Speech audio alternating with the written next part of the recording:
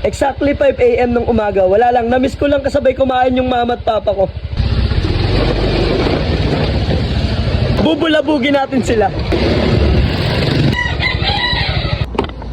Nandito na tayo. Good morning.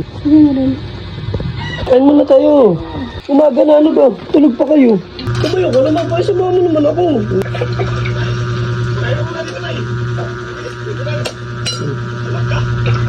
Pa, kumain ka na.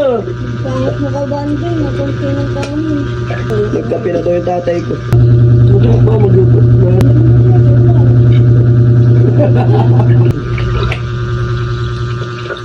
Alis na ako.